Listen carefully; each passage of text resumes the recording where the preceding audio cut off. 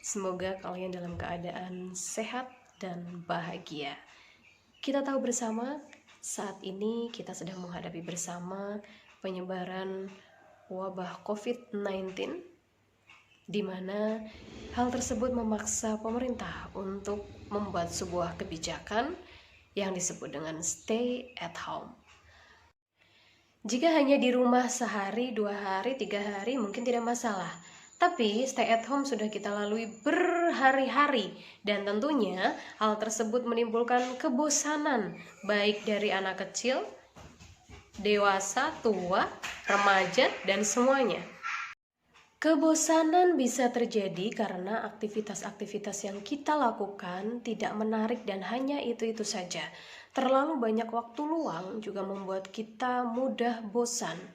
Lalu apa yang bisa kita lakukan supaya kebosanan itu bisa hilang dan hari-hari kita walaupun stay at home, kita tetap bisa lebih produktif dan menghasilkan sebuah karya dan tentunya tetap sehat? Kita simak bersama ya.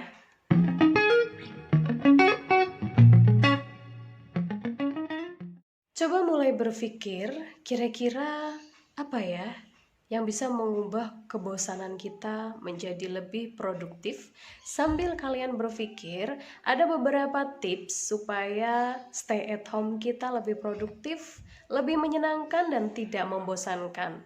Untuk yang pertama, tentunya kalian stay at home bukan tanpa tugas kan, bukan tanpa beban juga ya. Untuk yang bekerja, kalian diharuskan melakukan pekerjaan dari rumah atau work from home.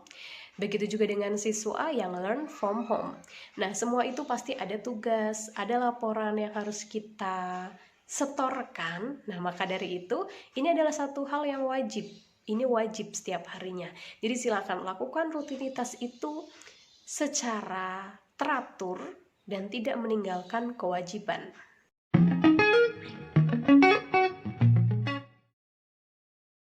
Setelah kita melakukan kewajiban kita, rutinitas work from home ataupun learn from home, langkah selanjutnya adalah kita harus melakukan olahraga ringan yang bisa kita lakukan di sekitar rumah, entah hanya senam, entah hanya lari-lari kecil, dan jangan lupa untuk berjemur. Kenapa kita harus berjemur? Sesuai dengan anjuran juga bahwa dengan berjemur kita paling tidak bisa menghindarkan diri dari COVID-19, tentunya di jam-jam yang sudah ditentukan ya.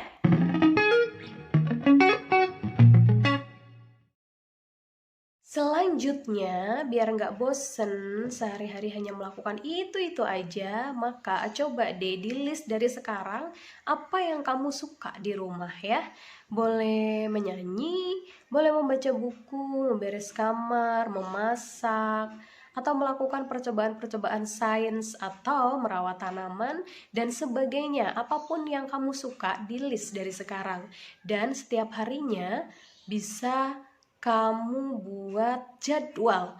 Hari ini saya akan menyanyi, hari besok saya akan membuat taman kecil di depan rumah, besoknya lagi saya mau ngecat rumah, dan besoknya lagi saya mau membereskan kamar, menghias dinding kamar, dan sebagainya. Silahkan itu di list supaya setiap hari selalu ada hasil. Hari pertama hasilnya dengan menyanyi, berekspresi, kalian akan lebih tenang, akan lebih nyaman dan lega.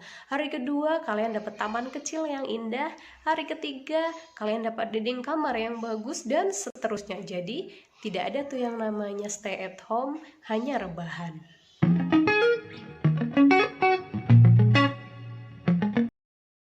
Stay at home jangan membuat kita menjadi manusia rebahan yang kerjaannya hanya tidur, makan, tidur, makan, tidur, makan. Nah, dengan stay at home ini tentunya kita punya banyak waktu luang untuk semakin mendekatkan diri kepada Allah ya. Dengan ngaji, perbanyak sholat sunnah, puasa juga bisa. Itu bisa kita lakukan di rumah. Jadi, ini adalah langkah yang selanjutnya. Kalian bisa memperbanyak ibadah dengan membaca Al-Quran, sholat, dan sebagainya untuk semakin mendekatkan diri kepada Allah. Allah berikan waktu untuk kita lebih mendekatkan diri dengan stay at home.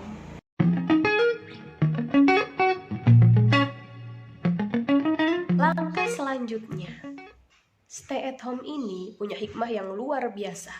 Mungkin selama ini kalian sibuk dengan aktivitas sendiri-sendiri. Orang tua sibuk bekerja, kalian sibuk sekolah, ataupun melakukan aktivitas yang menjadi kewajibannya setiap hari sehingga komunikasi antar keluarga tidak terjalin.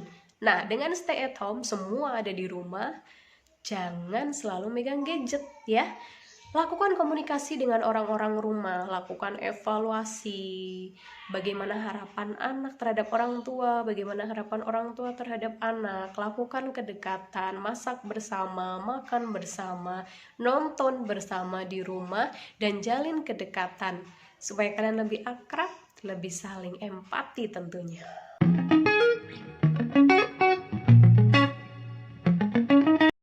Yang selanjutnya, dengan kondisi kayak gini, tentunya kita nggak bisa kemana-mana ya.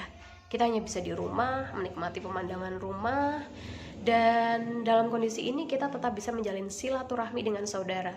Lakukan video call, telepon, chat, hubungi mereka-mereka yang tidak bisa kita kunjungi. Jalin silaturahmi, dan kita saling mendoakan agar semua sehat, selamat, dan bahagia.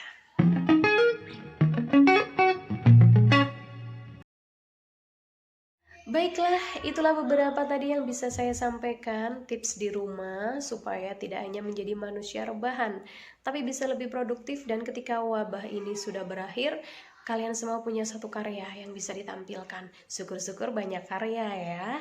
Tentunya saya mohon maaf apabila ada kesalahan dalam penyampaian tips ini. Terima kasih. Wassalamualaikum warahmatullahi wabarakatuh.